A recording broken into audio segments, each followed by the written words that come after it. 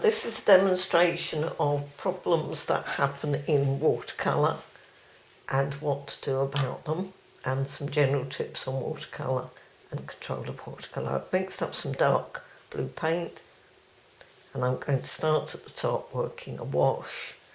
I've got this paper taped down. I'm going to try not to go onto the board behind too much because it will create a little puddle and that will cause watermarks later on. And what I'm doing is just bringing the paint on and bringing it across. And you'll notice that I do go back to my paint several times when I'm going across. So when I get to about here, if I were to carry on, that paint is gradually getting thinner and you can see it thinning out. That will cause a problem later on. So I'm going to go back now and just re-wet that. I'm aware of the paint pooling at the top of the picture, so I'm going to dab my brush on the tissue, just very gently run my brush there, just to ensure that I don't get too bad a watermark later on. This is nice and wet, so I can carry on from here and allow the paint to come down with me. So just putting the paint in a position where it can kind of do the right thing. It's a little bit thin there. Again, you can see it pooling at the top, so I dab on my tissue and I use a lightly dabbed off brush just to lift that excess off and let it do its own thing. This is nice and wet. A lot of problems come from not having your paint wet enough, not having your brush wet enough. So as you get a brush full of paint, make sure you don't wipe it off as you come to the paper. There's a tendency to feel like you're out of control. And you should kind of feel that slight feeling of out of controlness with the paint. And you can see how neatly the paint is coming into a granulated pattern behind there. I've just got one little bit of excess there, very gently taking that off to allow me to carry on down. Made this mix very dark so you can see what I'm doing.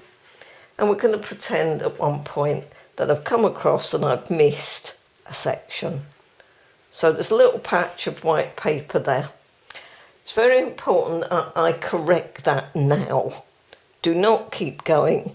Don't allow something like that to sit. Got a brush full of paint and I'm just going to run the paint through it, and that paint will make its own way down. The paint will want to follow your brush and it will want to follow you down. So we're going to keep that coming.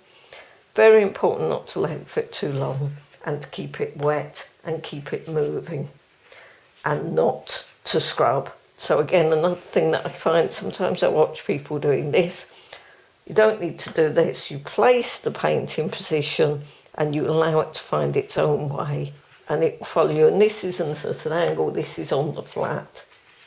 Again, I'm getting a slight excess at the sides. Just going to take some of that out with a bit of tissue, just so I'm not going to get any problem with watermarks too much at the end. But I'm trying not to touch the surface of the paper, which I have just done a bit. Going to run this paint down. You can see that it's pooling this end, I think. Bringing it down, keeping it moving.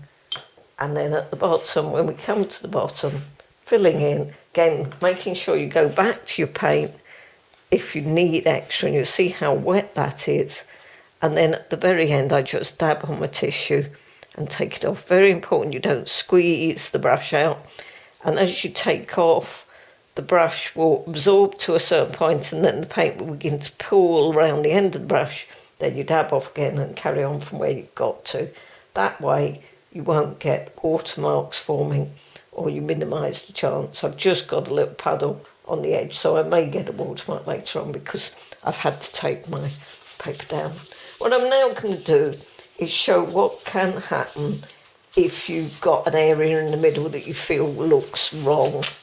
I have got a small white patch there that I'm conscious of.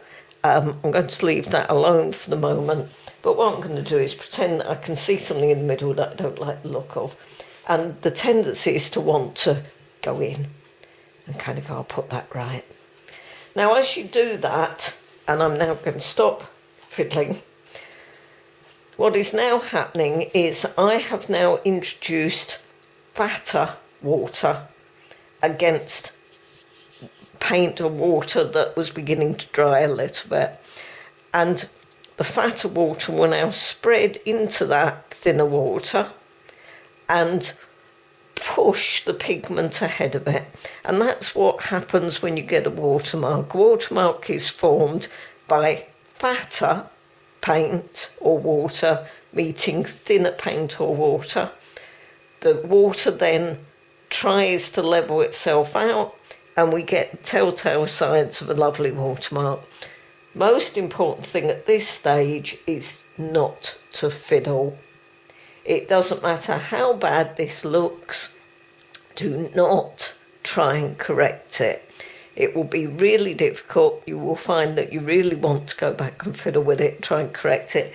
But while it's wet, it is unstable, and anything that you do to it will make the watermark much, much worse, and it'll be much harder to correct. So what I'm now going to do is allow that to dry, and then I'm going to hopefully attach to the end of this video the second section of the demonstration that shows how to try and minimise the damage that is created by this. But don't fiddle. I tell my students they just have to suffer.